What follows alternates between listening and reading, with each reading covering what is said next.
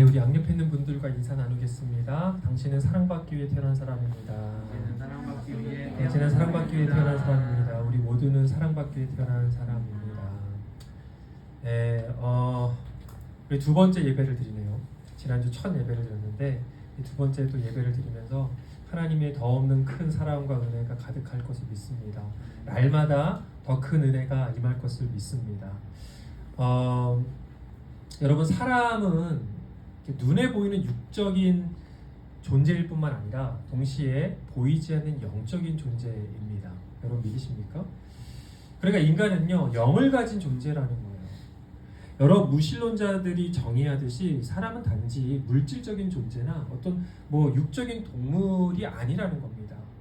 인간은 엄연하게 영적인 존재예요. 이 말은 우리가 육적으로 밥을 먹고 잠을 자고 또 운동을 하고 또 그렇게 건강과 생명을 유지하듯이 우리의 영적인 건강도 그렇게 반드시 돌보아야 한다라는 말입니다. 그래야 우리의 영적 생명도 유지될 수 있다라는 것이죠. 그런데 문제는요, 정말 많은 사람들이 육적인 필요에 비해서 이 영적인 필요를 너무나도 사소하게 여긴다라는 데 있습니다. 오직 육체의 필요만 채우면 내가 잘 살 거야 라고 착각하는 사람들이 너무나 많다라는 겁니다. 그래서 많은 사람들이 여행을 다니고 헬스를 하고 친구들과 수다를 떨면서 방에서도 뒹굴뒹굴 하면서 쉬면 모든 힘든 게 다 없어질 거야 라고 생각을 해요. 몸이 편하고 건강하면 다 괜찮아질 거야 라고 믿습니다. 그렇게 생각하면서 육신의 돌봄에만 신경을 쓰게 되지요. 그런데 이상하게 쉬어도 몸이 건강해도 이 마음 안의 공허함이 해결되지 않는 경우가 있습니다. 그리고 이상하게 걱정과 근심과 불안과 우울이 사라지지 않는 것을 우리가 경험하게 됩니다. 무언가 마음과 영혼이 메말라 있는 것 같고 반복적으로 기쁨이 없고 또 평안이 없는 상태가 계속되는 그런 일들 여러분도 한 번쯤은 경험해 보셨을 거라 생각합니다. 왜일까요? 그것은 근본적으로 우리의 영적인 배고픔이 채워지지 않았기 때문이라고 생각해요. 여러분이 잘 아시는 WHO 어떤 약자죠? 너무 어렵나요? 한국어로. 세계보건기구. 여러분 다 똑똑하시군요. 이 세계보건기구가 1998년도에 이 건강에 대한 정의를 할 때 육체적, 정신적, 사회적 건강에 추가적으로 영적인 건강을 넣었습니다. 그러니까 그 전까지는 사회적이고 육체적이고 정신적인 건강만 있으면 건강하다라고 말할 수 있었는데 1998년부터 WHO는 영적인 건강도 필요하다라고 정의를 했다라는 거예요. 세상에서도 영적인 건강에 대한 실체를 인정한다라는 말 아닐까라는 저는 생각을 했습니다. 분명 겉으로 잘 먹고 잘 살아도 영적 굶주림과 영적인 가난을 경험할 수 있다는 겁니다. 시달릴 수 있다는 겁니다. 그리고 그 근본적인 이유는요, 당연히 성경에 나와 있죠. 하나님께서 우리를 영적인 존재로 창조하셨기 때문입니다. 창세기 2장 7절의 말씀을 보면 여호와 하나님께서 땅에서 취하신 흙으로 사람을 빚으시고 그 코에 생기를 불어넣으시자 사람이 생명체가 됐습니다 라고 증거합니다. 최초의 인간은 단지 물질인 흙이었지만 하나님께서 생기를 불어넣으시자 드디어 생명체가 되었습니다. 그래서 다른 사람은 몰라도요, 하나님을 믿는 사람들, 예수님을 믿는 사람들, 성경을 믿는 사람들은 당연히 우리가 영적인 존재라는 것을 자각하고 살아야 된다는 거예요. 다른 사람은 몰라도. 뿐만 아니라 우리가 사는 세계는 또한 보이는 세계가 전부가 아닙니다. 영적인 세계가 있다는 거예요. 보이지 않는 영적인 세계가 있다는 겁니다. 에베소서 6장 11절과 12절의 말씀을 이렇게 증거하는데 우리 함께 읽어볼게요. 큰 목소리로 시작. 악마의 관계에 맞설 수 있도록 하나님이 주시는 온몸을 덮는 갑옷을 입으십시오. 우리의 싸움은 인간을 적대자로 상대하는 것이 아니라 통치자들과 권세자들과 이 어두운 세계의 지배자들과 하늘에 있는 악한 영들을 상대로 하는 것입니다. 아멘. 여러분, 성경은요 분명하게 말하고 있어요. 우리가 사는 세계는 영적인 대적자들이 존재한다. 우리가 소위 사단이라고 말하기도 하고 마귀라고 말하기도 합니다. 또한 그들이 우리를 넘어뜨리기 위해서 우리를 공격하고 유혹하고 있대요. 전쟁터래요, 전쟁터. 그래서 어떻게 해야 된다고 우리에게 얘기해요? 전신갑주를 입어야 한다라고 우리에게 말하고 있습니다. 진짜 검을 들고 진짜 방패를 들고 진짜 투구를 쓰라는 말일까요? 아니죠. 무슨 말입니까? 영적인 무장을 하라는 겁니다. 우리 모두가 영적인 무장을 해야 된다는 거예요. 왜요? 우리는 영적 존재니까. 그들이 영적 존재니까. 우리는 영적인 무장을 해야 한다라고 우리에게 강조하고 있는 거예요. 그렇지 않으면 어떻게 된다고요? 한순간에 무너지고 한순간에 넘어지고 그 대적자들에게 지배를 당하고 삼킴을 당할 수 있다라고 성경은 경고하고 있다는 거예요. 그런데 여러분, 성경이 분명히 이렇게 경고하고 있고 권면하고 있음에도 불구하고 이 시대를 살아가는 많은 그리스도인들이 이 영적인 실체와 세계가 마치 존재하지 않는 것처럼 살아가고 있다는 겁니다. 그런 실체가 있든 그런 세계가 있든 없든 나는 별로 상관없다. 오직 보이는 물질 세계에만 집착하며 살아갑니다. 공부하고 돈 벌고 살기도 바쁜데 해야 할 것도 많은데 무슨 영적인 세계냐고 말하고요. 무슨 영적인 존재냐고 말하고요. 그것이 밥 먹여주냐라고 말합니다. 그것이 중하냐라고 말합니다. 성경이 분명히 경고하고 있고 권면하고 있음에도 불구하고 그 세상과 세계를 무시하며 살아가는 것 안타까운 일이죠. 여러분, 이것은 교회도 마찬가지예요. 교회는 어떤 곳입니까? 우리가 피지컬리 여기 함께 있지만 우리는 여기가 영적인 사역을 하는 곳이라고 믿고 있는 겁니다. 교회는 영적인 사역을 하는 거예요. 영적인 존재인 인간이 영이신 하나님을 만날 수 있는 예배의 처소를 마련하는 곳이 또 교회죠. 그리고 영적인 양식인 말씀을 듣고 마시는 곳이 교회입니다. 또 성도들과 함께 교제하면서 영적인 유대감을 느껴요. 사랑을 느낍니다. 기쁨을 충만하게 경험합니다. 그런 곳이 바로 교회입니다. 뿐만 아니라 어떤 교회 행정일이나 아니면 건물을 관리하는 일을 하는 경우에도 보기에는 그냥 일처럼 보이지만 그 안에서 하나님을 만나고 교제하는 사역으로 승화될 수 있는 곳이 또한 교회라고 저는 믿습니다. 교회는요, 단순하게 노동을 투입해서 결과를 만들어내는 그런 회사가 아니에요. 그런데 간혹 교회를 회사처럼 생각하시는 분들도 있어요. 그래서 회사에서 하는 방식대로 세상에서 이익을 내는 그런 방식대로 그대로 가져와서 교회를 운영하거나 또 교회를 목회하고 또 그렇게 이끄는 분들도 계십니다. 여러분, 교회는 회사가 아닙니다. 제가 얼마 전에 한국을 다녀왔어요. 여러분 잘 아시죠? 한국 다녀왔는데 방문했을 때 친척분들을 만났습니다. 저희 친척분들 중에는 예수님을 안 믿는 분들이 꽤 계세요. 제가 이제 부모님과 동생은 전도를 했지만 14년 전에 제가 미국에 오는 바람에 우리 친척분들한테는 이 복음을 전할 기회가 많지 않았습니다. 이번에 오랜만에 만나서 이제 교회를 개척하는 비전도 나누고 어떻게 교회를 개척하게 되었는지 그 마음도 나누고 또 배경도 나누었어요. 그런데 제가 이제 교회를 개척한다고 하니까 예수님 안 믿는 우리 친척분들이 저한테 그런 말씀을 하셨어요. 정호야, 교회나 사업이나 똑같다. 돈 많이 벌어서 대박 나라. 네. 대박 나야죠. 네, 대박이 나야 됩니다. 저를 사랑하고 격려해 주시는 그 마음은 참으로 이해가 되지만 교회는 여러분 사업이 아닙니다. 네. 교회는 돈이나 이익을 목적으로 하는 기업도 아니고 장사도 아닙니다. 그렇게 되는 순간 교회가 아닙니다. 교회는 영적인 사역과 돌봄을 하는 곳입니다. 그래서 교회는 영적인 생명으로 충만해야 됩니다.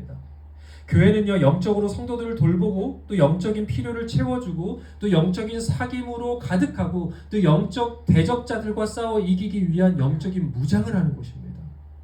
그래서 모든 성도들이 함께 영적인 부요함을 느끼고 함께 기뻐하고 함께 즐거워하는 것, 바로 교회입니다. 저는 그러한 교회가 바로 건강한 교회라고 믿습니다. 또한 우리 마르페 교회가 그러한 영적으로 충만하고 건강한 교회 되기를 주님의 이름으로 축복합니다. 오늘 우리에게 주신 말씀은요, 교회의 머리 되신 예수님. 우리가 지난 시간에 어떤 말씀 다뤘습니까? 교회의 주인은 누구라고요? 저라고요? 여러분이라고요? 아니죠. 누구라고 했습니까? 예수님이라고 했습니다. 이게 이 마음과 이 생각이 떠나는 순간 교회는 타락하게 됩니다. 왜곡되게 됩니다. 잘못되게 됩니다. 교회의 주인은 예수님이세요. 오늘 말씀은 교회의 머리 되시고 주인 되신 예수님에게 성령님이 임하시는 사건을 기록하고 있어요. 함께 오늘 본문 9절에서 11절 말씀 다시 한번 우리가 크게 좀 읽어보도록 하겠습니다. 시작. 그 무렵에 예수께서 갈릴리 나사렛으로부터 오셔서 요단강에서 요한에게 세례를 받으셨다. 예수께서 물속에서 막 올라오시는데 하늘이 갈라지고 성령이 비둘기같이 자기에게 내려오는 것을 보셨다. 그리고 하늘로부터 소리가 났다. 너는 내 사랑하는 아들이다. 내가 너를 좋아한다. 아멘. 여러분, 사실 예수님은 세례를 받으실 필요가 없는 분이세요. 그렇죠? 죄가 없으신 그분이 죄사함의 세례가 당연히 필요가 없습니다. 그런데 왜 세례를 받으셨을까? 세례 요한에게 당연히 우리에게 보여주시기 위한, 따라오라고 행함을 먼저 보여주신 모델이 되신 것입니다. 또한 예수님은요, 성부 하나님, 성령 하나님과 온전히 연합을 누리시는 분이세요. 그리고 이거 뭐라고 합니까? 삼위일체라고 불러요. 그러한 예수님께서 성령님이 오신다라는 것은 결국 또한 우리에게 이 사건은 교회에게 모범을 보여주시는 사건이라고 저는 생각합니다. 예수님은 성령으로 세례를 받으시고 그 이후에 본격적으로 사역을 시작하십니다. 뿐만 아니라 사도행전 1장을 보면요, 예수님께서 이 땅에서 모든 사역을 마치시고 난 다음에 승천하시기 전에 제자들에게 마지막으로 성령을 기다리라고 말씀하십니다. 그러면서 말씀하시길 성령이 너희에게 임하시면 너희는 권능을 받고 예루살렘과 온 유대와 사마리아와 땅끝까지 이르러 내 증인이 될 것이다 라고 약속하셨습니다. 그리고 이어진 사도행전 2장의 말씀에 보면은 오순절에 어떻게 됩니까? 제자들에게 성령이 강림하는 사건이 일어납니다.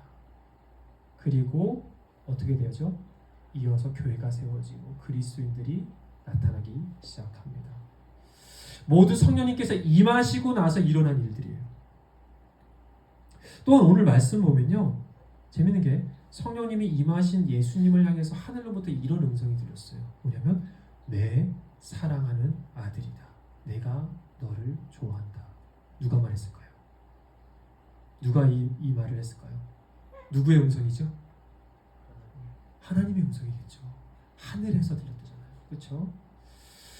이 음성은 성령님이 임하신 예수님을 향한 하나님의 음성이었어요. 하나님께서 친히 예수님에 대한 사랑과 신뢰를 확증해 준 사건이에요. 확증한 겁니다. 이것은요, 인간에게도 마찬가지입니다. 잘 보세요. 예수님을 믿음으로 구원을 받은 인간에게 성령님이 임하세요. 우리가 예수님을 믿는, 예수님을 구주로 믿는 그 순간에 성령님이 임하십니다. 그리고 예수님을 믿음으로 우리는 구원을 받게 되는 것이죠. 그리고 그때 하나님은 우리를 의롭다고 칭해 주십니다. 여기서 양육자 교육을 받으신 분들, 1대1 양육을 받으신 분들은 잘 알겠지만 어려운 말로 이것을 칭의라고 하죠. 칭의의 은혜라고 말합니다. 그러니까 의롭다고 칭해 주시는 거예요. 의롭지 않죠? 누가 의인입니까 여기서? 저요! 라고 말한다면 그 순간 의인 아닌 거죠. 우리는 의인이 아무도 없어요. 바울이 얘기했듯이 의인은 없나니 하나도 없어요. 의인은 아무도 없습니다. 그런데 우리를 하나님께서 의롭다고 칭해 주신대요. 이게 은혜인 거예요. 근데 왜? 믿음으로. 우리가 예수님을 구주로 믿기 때문에. 그 순간에 성령님이 역사하신다는 거예요. 그래서 이것은요, 재미있게도 예수님에게 성령이 강림한 사건과 너무 유사합니다. 내 사랑하는 자녀다, 내가 너를 좋아한다 라는 그 하나님의 확증의 말은 우리에게 주시는 것과 같습니다.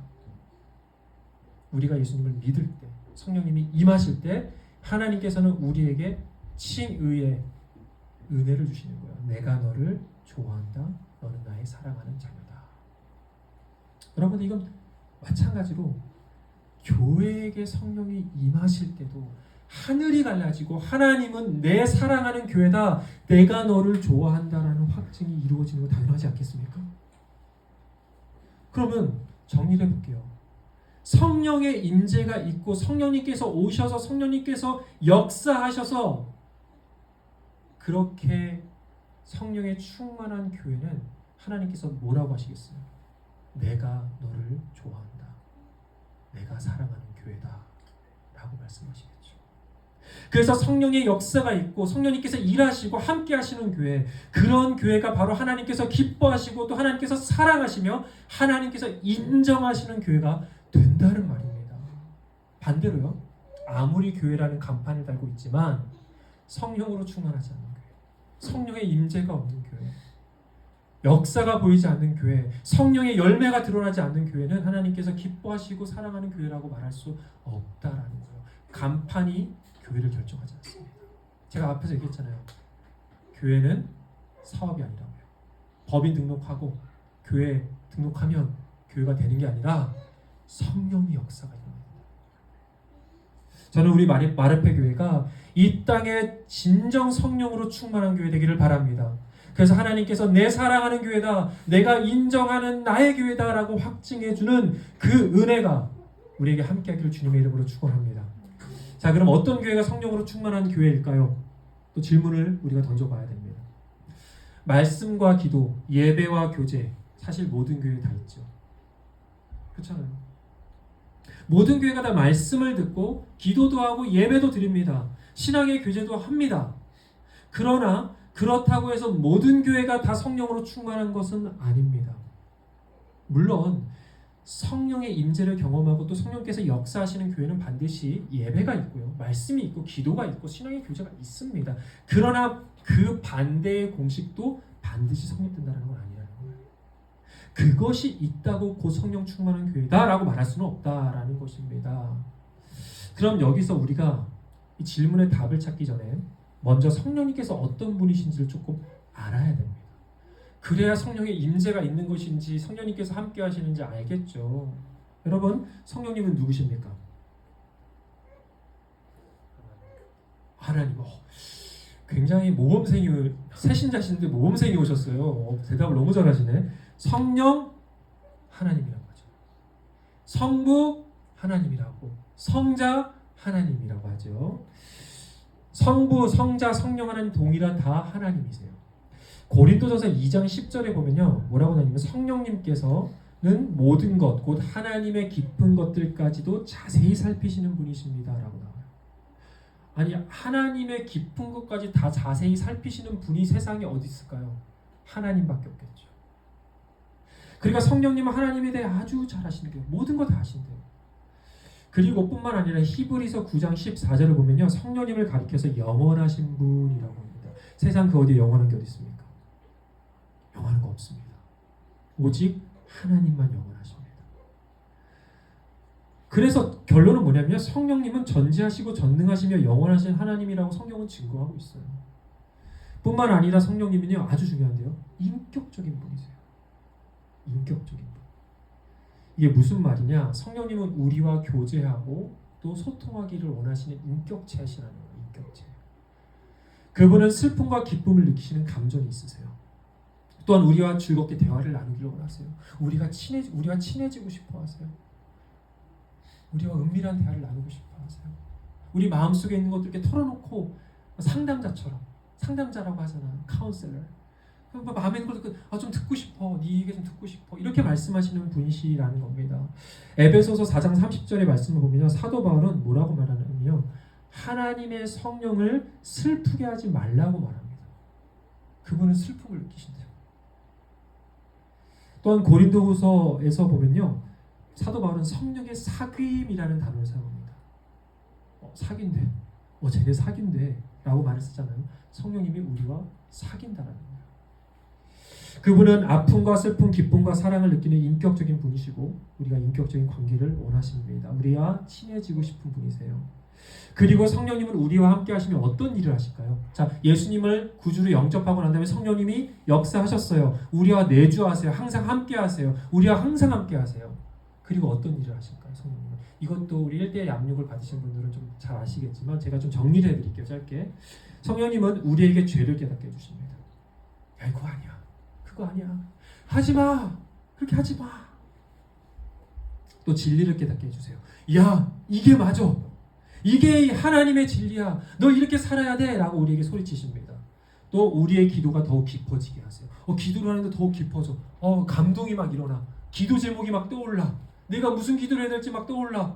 민국이가 힘든 것들이 막 기억이 나. 지난주에 얘기했던 준호 형제가 얘기했던 거 막 생각이 나. 막 이런 얘기가 가서 막 생각이 나는 거예요. 그리고 우리가 더 성숙할 수 있도록 인도해 주십니다. 하나님을 더 사랑하고 싶어. 말씀을 더 보고 싶어. 라는 마음을 또한 주시지요. 뿐만 아니라 성령님은 공동체를 하나 되게 해줍니다. 교회를 돕는 분이세요. 우리에게 은사를 주세요. 그래서 다른 사람을 섬길 수 있도록 해주십니다. 또한 우리가 예수님을 닮아갈 수 있도록 때로는 따끔하게 책망하시고 때로는 우리를 칭찬하십니다. 정말 좋은 분이시죠? 예수의 사람으로 살아가는데 성령님이 너무나도 열심히 도와주십니다. 우리에게 너무나 필요하신 분입니다. 그런데 여기서 중요해요.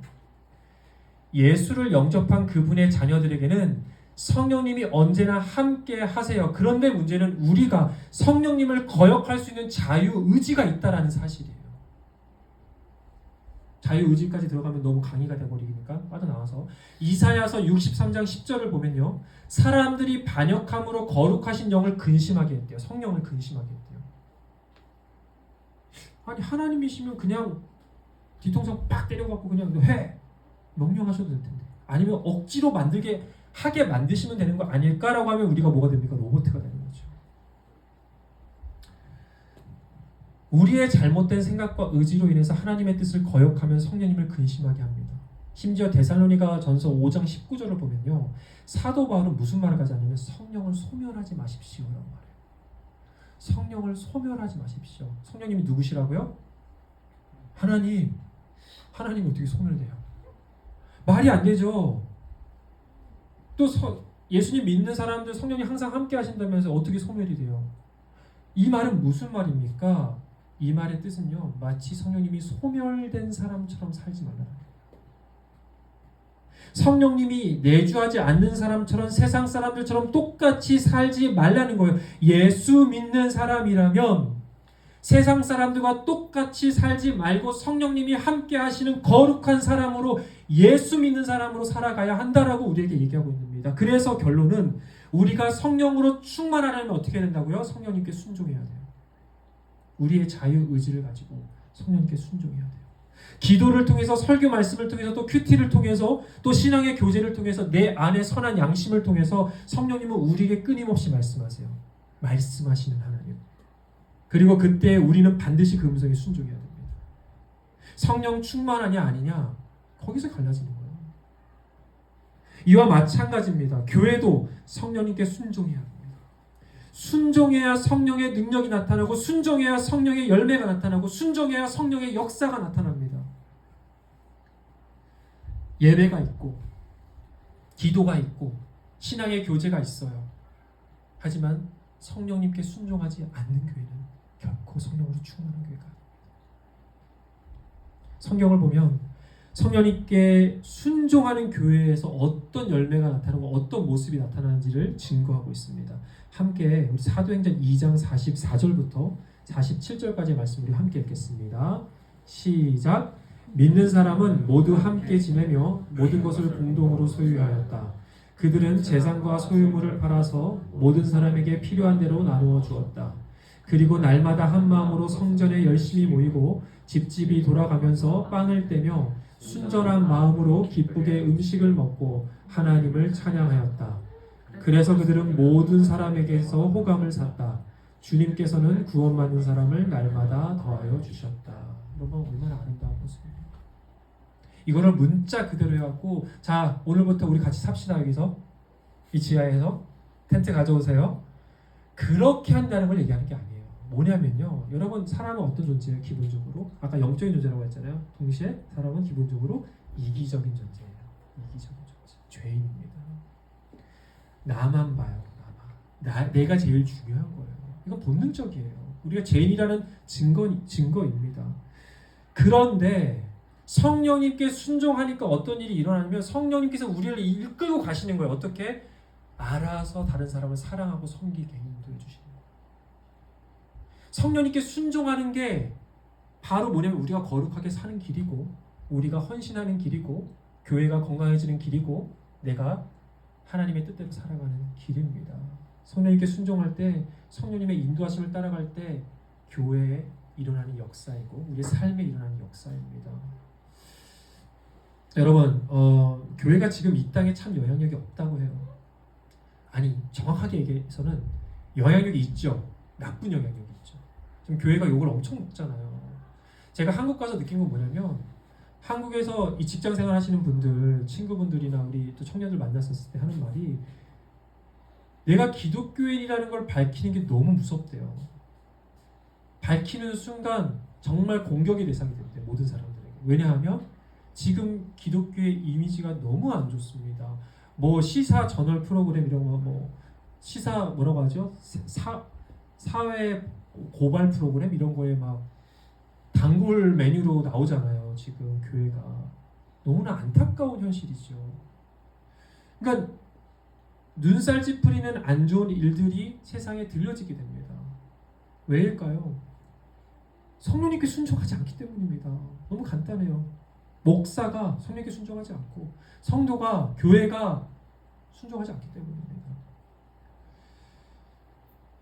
그러나 성령님께 순종하는 교회는 어떠냐면요, 반드시 세상 사람도 인정할 수밖에 없는 선한 영향력이 흘러갈 수밖에 없어요. 성령님께 순종하는 그리스도인들은 선한 영향이 흘러갈 수밖에 없습니다. 저희가 방금 읽은 말씀에 뭐라고 나옵니까? 구원받은 사람들이 날마다 더해졌다. 그들은 모든 사람에게서 호감을 샀다. 라고 나오죠. 세상 사람들이 교회에 알아서 찾아온대요.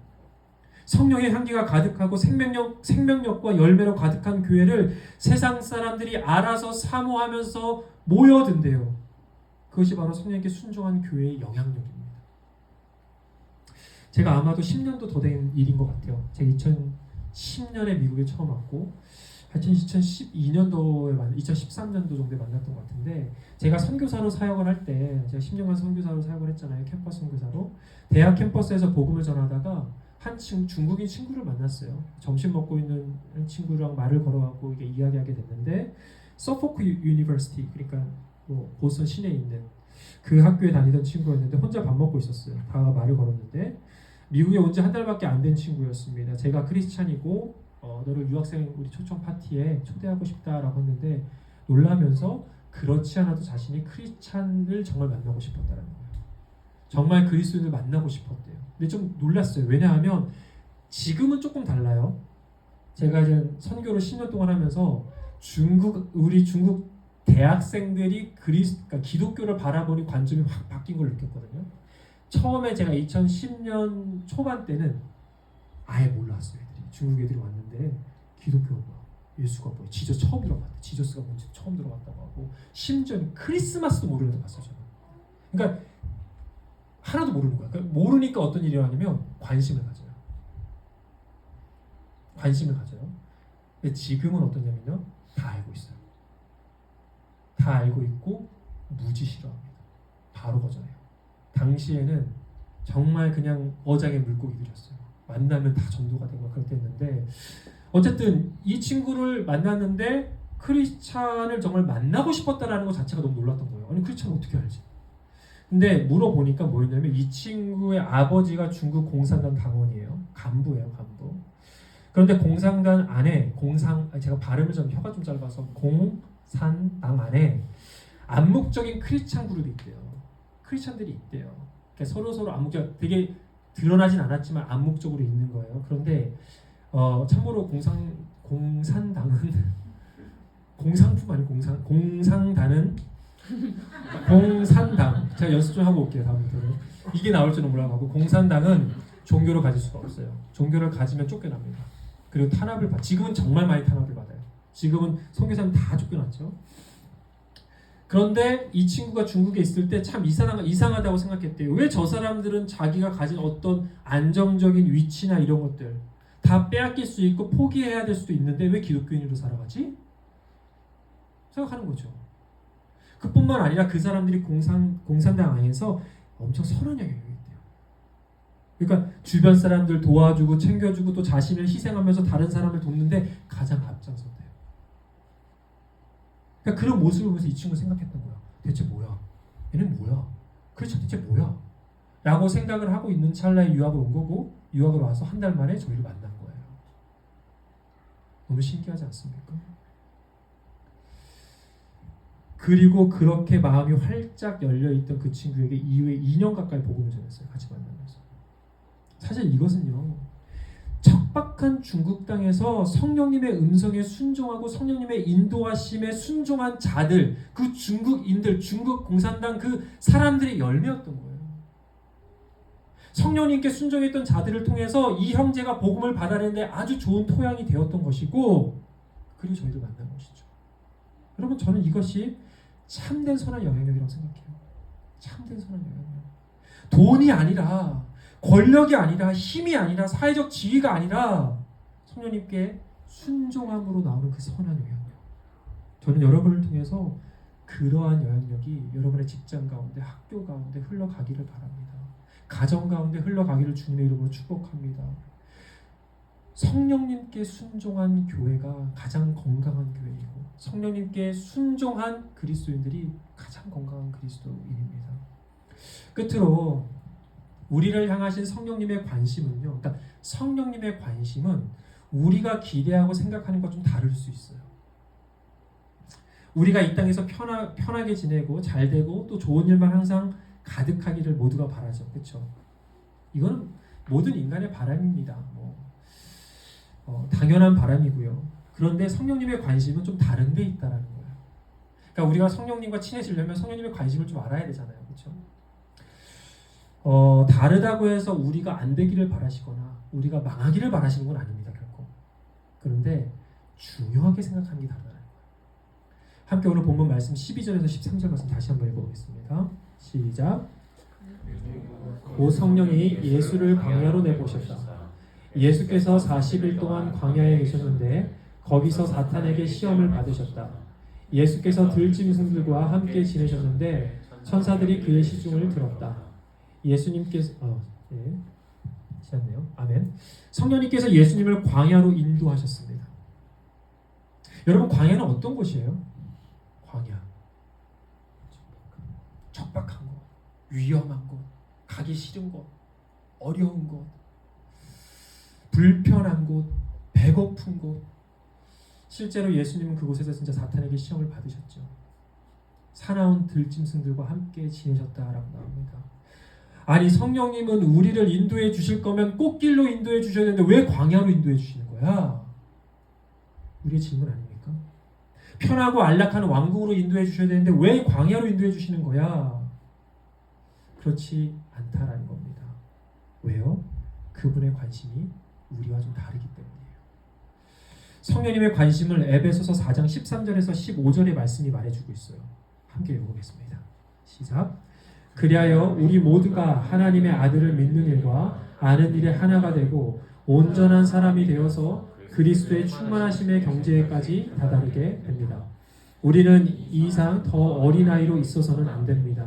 우리는 인간의 속임수나 간교한 술수에 빠져서 온갖 교훈의 풍조에 흔들리거나 이리저리 밀려다니지 말아야 합니다. 우리는 사랑으로 진리를 말하고 살면서 모든 면에서 자라나서 머리가 되시는 그리스도에게까지 다다라야 합니다. 아멘. 온전한 사람이 되는 것. 예수님의 충만하신 지경에까지 다다르는 것. 예수 그리스도를 닮은 담대하고 건강한 하나님의 사람이 되는 것. 영적 어린아이가 아니라 성숙하고 강건한 영적 성인이 되는 것. 유혹과 시험에 흔들리고 넘어지는 영적인 약골이 아니라 어떠한 시험과 유혹이 찾아와도 어떤 인생의 풍파와 어떤 고난이 찾아와도 결코 무너지거나 결코 휘둘리지 않는 강한 용사가 되는 것. 그것이 바로 우리 성령님이 가지신 관심입니다. 우리를 향하신 관심이 거기에 있다는 거예요. 그래서 성령님은 때로는 우리를 광야로 인도하세요. 아니, 사실 반드시 우리의 인생길 가운데 광야에 가게 돼 있습니다. 지금 광야에 계신 분도 있을지도 몰라요. 왜냐하면 그곳에 가야 보이는 세계가 있기 때문이에요. 왜냐하면 그곳에 가야 경험하는 은혜가 있기 때문입니다. 여러분, 성령님께서 인도하시는 광야는 하나님께서 만나와 메추라기로 먹이시고 입히시는 기적이 임하는 곳입니다. 그 광야는 내 힘으로 결코 되지 않는 그 절망의 홍해가 하나님의 강한 손으로 갈라지는 은혜의 역사가 일어나는 곳입니다. 그 광야는 갈 바를 알지 못하고 헤매는 우리가 구름 기둥과 불 기둥으로 인도하시는 전능하신 하나님과 마주하는 곳이에요. 또한 그 광야는 사막에 강을 내시고 광야에 물을 내시는 그 그 선하신 하나님을 경험하는 것입니다. 그래서 성령님께서 인도하시는 그 불편한 광야는 우리에게 축복입니다. 성령님께서 우리를 그곳으로 인도하신다면 우리는 기쁨으로 순종하며 그 광야에서 은혜의 하나님을 만나야 하는 것입니다. 사랑하는 여러분, 우리가 하나님의 말씀을 통해서, 예배를 통해서, 기도를 통해서 성령님의 인도하심을 느끼고 들을 수 있습니다. 여러분 들을 수 있습니다. 특별하지 않습니다.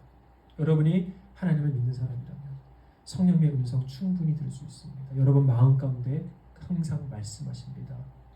그리고 불편해도 힘들어도 하고 싶지 않아도 대가지불이 있어도 주님께서 부르신다면, 말씀하신다면 네, 제가 그 길을 하나님과 함께 하겠습니다 라고 담대하게 고백할 수 있는 여러분 되기를 주님의 이름으로 축복합니다. 말씀 마치면서요, 제가 개척교회를 두고 기도할 때 참 고민이 많이 되었습니다. 이 길을 가면 고생길이 뻔히 보이는데, 얼마나 힘들지 뻔히 보이는데 이 길을 가야 하나? 게다가 주변에서도 꼭 그 힘든 길을 가야 하냐고 만류하시는, 그냥 저를 생각해서 만류하시는 분들도 있었습니다. 또 몇몇 교회에서 다 만들어진 세팅에서 목회할 수 있는 기회도 눈앞에 있었어요. 그러나 성령님께서 제안해 주셨던 확신과 마음은 뭐였냐면, 지금 해야 할 일, 너가 지금 해야 할 일은 이거야. 그것이 광야일지라도 이 영적으로 척박한 보스턴에 건강한 교회를 세우고 길을 잃어버리고 헤매는 영혼들, 공동체라는 울타리가 필요한 영혼들에게 성벽이 되어주는 교회, 이 기독교 위기시대 가운데 교회의 본질만을 추구하는 주님의 교회, 성도들과 함께 세워보지 않겠냐고 저에게 부르셨습니다. 두렵고 떨리지만 그 부르심에, 그 광야의 부르심에 저는 네라고 대답을 했고, 지난주에 우리는 첫 예배를 드렸습니다. 그리고 이 마르페 교회가 시작되었고요. 그런데 저는 믿습니다.